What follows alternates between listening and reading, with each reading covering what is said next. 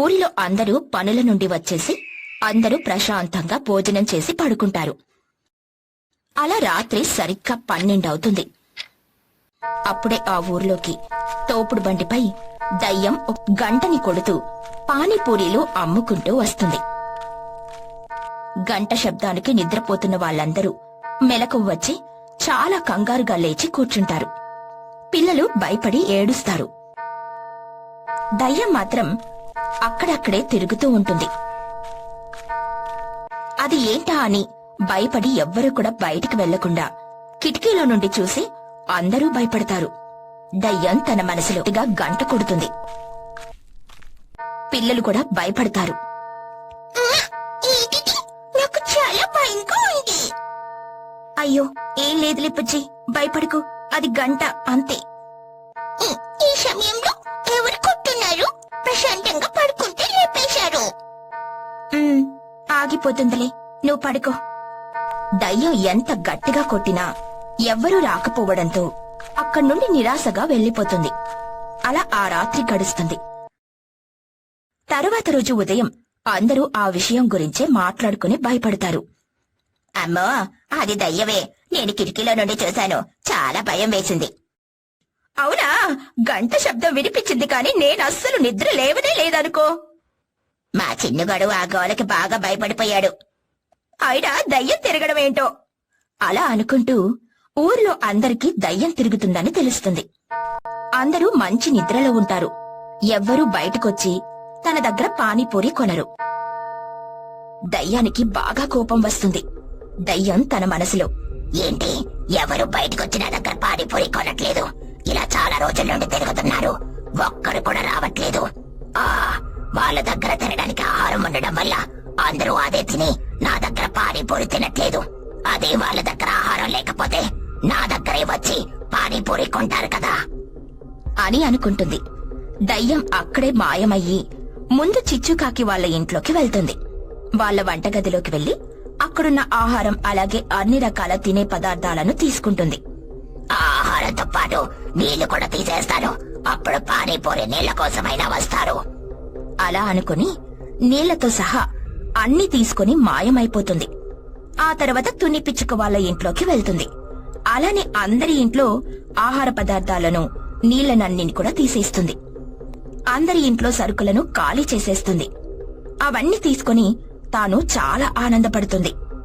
ఇప్పుడు ఎవరి ఇంట్లోని తినడానికి ఏమీ ఉండవు, నా దగ్గర పానీపూరి ఎలా కొనకుండా ఉంటారో నేను కూడా చూస్తాను. రేపటి నుండి నా వ్యాపారం బాగుంటుంది. అలా అనుకుని దయ్యం అందరి ఆహారాన్ని తీసుకుని అక్కడి నుండి వెళ్లిపోతుంది. అలా ఆ రోజు రాత్రి గడుస్తుంది.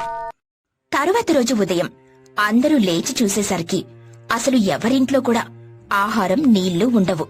దానితో ఏం జరిగిందో తెలియక అందరూ చాలా భయపడతారు. బుజ్జి, మన ఇంట్లో సరుకులు, ఆహారం, నీళ్లు అన్నీ ఏవి? ఏంటి బుజ్జి ఈ మాయ? అసలు ఇంట్లో ఏమీ లేవు. అవన్నీ ఎక్కడికి పోతాయి? దొంగలు పడ్డారంటావా? అయినా ఆహారం మాత్రమే తీసుకుని వెళ్లారు. ఏంటో ఏమీ అర్థం అవ్వట్లేదు. అలా మాట్లాడుకుంటూ ఉంటారు. ఇంతలో చిచ్చుకాకి వచ్చి తుని పిచ్చుకని పిలుస్తుంది. తుని పిచ్చుక వెంటనే బయటికి వెళ్తుంది. ఏంటి చిచ్చు, ఏంటి విషయం? ఉదయాన్నే వచ్చావు? తుని, మా ఇంట్లో ఆహారం అంతా ఏమైందో తెలియట్లేదు. నీ దగ్గర ఏమైనా సరుకులుంటే కొంచెం ఇస్తావా? అవునా చిచ్చు, మా ఇంట్లో కూడా ఏమీ కనిపించట్లేదు. అదేంటి, అయితే మా ఇంట్లో మాత్రం కనిపించకుండా పోలేదా? మీ ఇంట్లో కూడానా? అవును చిచ్చు, ఇప్పుడే నేను కూడా చూశాను. అసలేం అర్థం అవ్వట్లేదు. సరే పద, ఎవరినైనా అడుగుదాం. అలా ఇద్దరూ కలిసి లూసీ పావురం దగ్గరికి వెళ్తారు. తన ఇంట్లో కూడా ఆహారం కనిపించకపోవడంతో ఏం చెయ్యాలో తెలియక కూర్చుంటుంది. అలా అందరూ అందర్నీ అడుగుతారు. ఆహారం ఎవరింట్లోనీ లేదని తెలుస్తుంది. తుని పిచ్చుక స్నేహితులందరూ కలుస్తారు. ఇదే మాయా, ఎవరింట్లో ఆహారం లేకపోవడం ఏంటి? అవును, అది కూడా ఒకే రోజు కాదు, ఒకే రాత్రిలో. ఒకవేళ దొంగలేమైనా వచ్చారేమో. దొంగలొచ్చినా కాని ఎక్కడా ఒక తలుపు కూడా తీసిలేదుగా. అన్ని వేసిన తలుపులు వేసినట్టే ఉన్నాయి. అయినా ఇంట్లో ఉన్న నీళ్లు తీసుకుని వెళ్లి ఏం చేసుకుంటారు? అవును, అసలు ఏం జరుగుతుందో ఏం అర్థం అవ్వట్లేదు. ఇప్పుడు మనం ఏం తినాలి? అసలే పిల్లలు ఆకలికి ఉండలేరు. అవును చోటు, నిజమే. ఒకరింట్లో ఆహారం పోయిందంటే ఒక లెక్క, ఎవరింట్లో కూడా లేకపోతే ఎవరిని అడుగుతాం? అలా అందరూ మాట్లాడుకుంటూ చాలా బాధపడతారు. పిల్లలు ఆకలి అని ఏడుస్తూ ఉంటారు. అమ్మ, నాకు బాగా ఆకలిగా ఉంది. అవును చిన్ను, కానీ ఇంట్లో ఏవీ లేవు, ఎవరింట్లో కూడా ఆహారం లేదు. మరి ఎలా అమ్మా? నేను ఆకలికి ఉండలేకపోతున్నాను. ఈ రోజుకు ఓపిక పట్టురా చిన్ను. అలా అందరూ ఇబ్బంది పడుతూ ఉంటారు. ఇక రాత్రవుతుంది. అందరూ ఆకలితో పడుకుంటారు. అప్పుడే దయ్యం మళ్ళీ గంట కొడుతూ పానీపూరి అమ్ముతూ వస్తుంది. అప్పుడే బుజ్జికి బాగా ఆకలిస్తుంది. నాకు బాగా ఆకలిగా ఉంది, నేనెళ్ళి ఆ పానీపూరి తిని వస్తాను. వద్దు బుజ్జి, ఈ సమయంలో పానీపూరి ఎందుకు అమ్ముతుందో. లేదమ్మా, నేను వెళ్తున్నాను, నువ్వు కూడా రా. వాళ్ళమ్మతో చెప్పి బుజ్జి పిచ్చుక పానీపూరి కోసం వెళ్తుంది. దయ్యం చాలా ఆనందంగా చూస్తూ ఉంటుంది. బుజ్జి పిచ్చుక ఏమాత్రం భయపడదు. నాకు పానీపూరి కావాలి.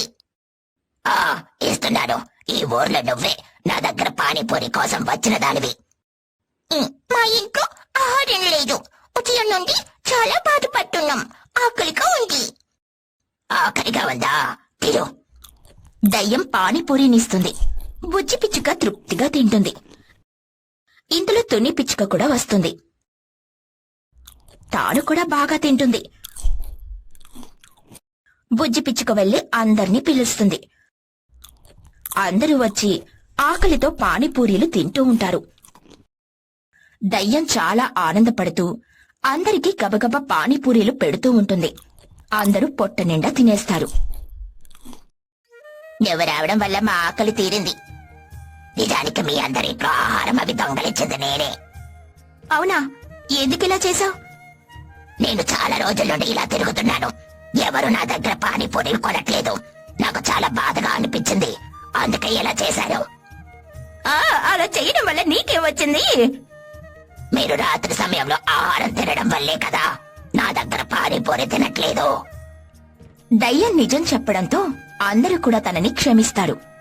అలా అని నువ్వందర్నీ ఇబ్బంది పెట్టడం తప్పు కదా. అవును, కానీ నాకేం చెయ్యాలో తెలియలేదు, అందుకే. సరే, ఇంకెప్పుడు ఇలా చెయ్యకు. చెయ్యను, కానీ మీరు కూడా రోజు రాత్రి భోజనం చెయ్యకండి, నా దగ్గరికొచ్చి పానీపూరి తినండి. సరే సరే, ఈసారి అలానే చేస్తాం. అందరూ అలా అనడంతో దయ్యం చాలా ఆనందపడి అక్కడి నుండి వెళ్లిపోతుంది.